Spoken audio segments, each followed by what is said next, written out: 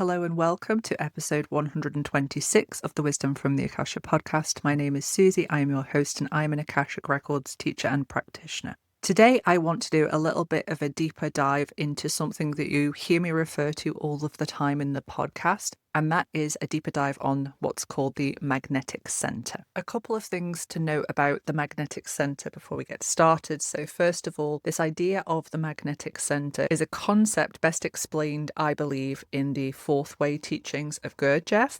Although you are going to see conversations around this idea of this magnetic center across esoteric systems. So for kind of purposes of clarity, I am not a Fourth Way teacher. I find the system of the Fourth Way teachings, along with lots of other teachings, fascinating, and I learn a lot from it. But I am not in any way associated with a Fourth Way school. I'm not a Fourth Way teacher. I just find it interesting and useful in explaining certain aspects. So that's what I'm going to be talking about today. The second thing to note is that the magnetic center is not to be confused with the idea of magnetic monopole, which is a concept from human design. And the idea of the magnetic monopole in human design is that its kind of function is enabling us to experience this illusion of separation. So just for those of you who maybe have a human design background, the magnetic center is something that is different to the magnetic monopole if you've come across that concept.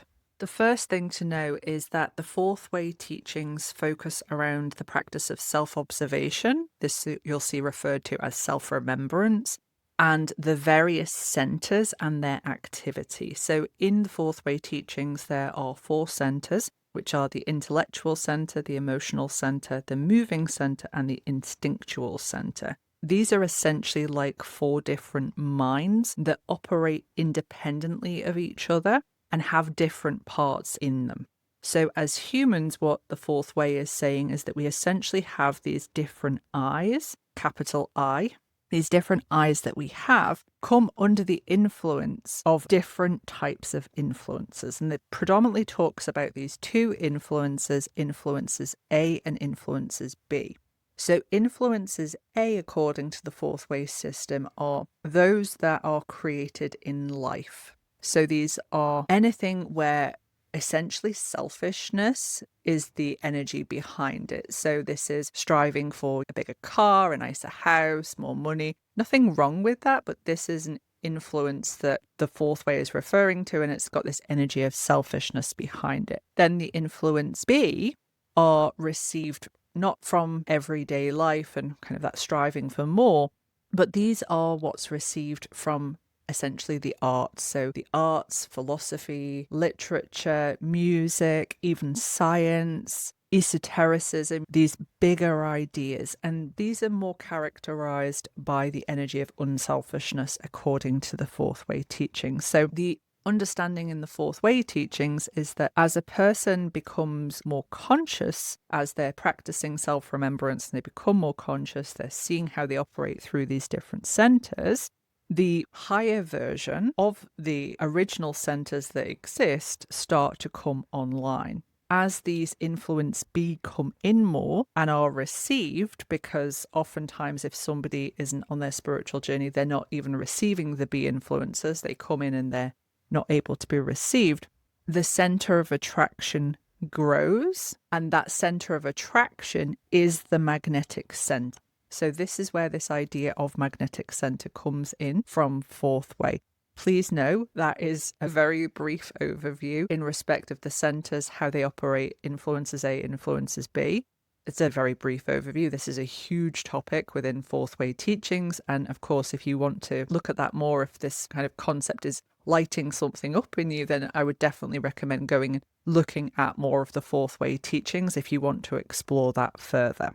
In the Fourth Way teachings, this desire to awaken and expand your consciousness comes from the magnetic center. And this explains why in the Fourth Way system, why certain people are interested in spiritual development and others just aren't. And there's nothing wrong with that. And the idea is that this magnetic center is going to help you discriminate between truth and falsity. I would also argue, and this is my perspective, not a Fourth Way teaching perspective, is that magnetic center is also influenced by past lives. And I say that's not a fourth way teaching because the fourth way doesn't talk about reincarnation as such. It talks about eternal recurrence, which is a whole different concept.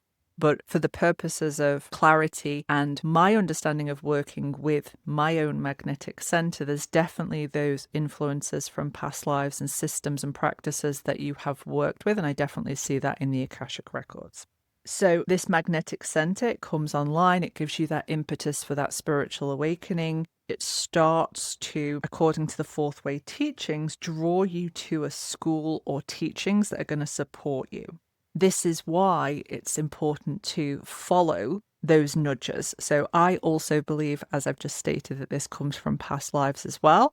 In fourth way, it would just be once this magnetic center comes online, it's going to help draw you to systems and schools and practices that are going to help you expand and evolve. So for some, that might be studying Kabbalah. For others, it might be Sufism. And for others, it could be esoteric Christianity. But once this magnetic center is awakened and is operating and is growing through more of these influences coming in, it's going to start pulling towards you those influences that are going to help you expand. And these influences that are going to help you expand are what that's called in the fourth way system C influences, or influence C.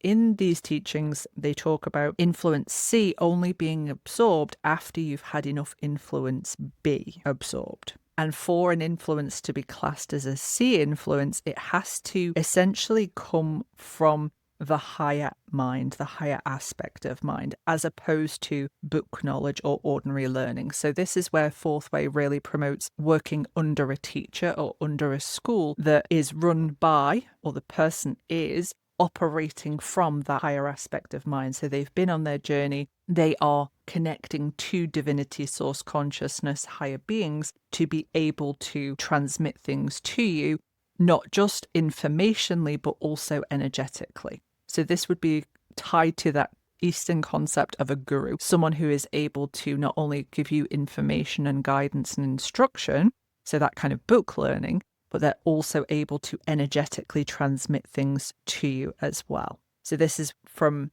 the fourth way perspective, those influences C have to come from that higher mind.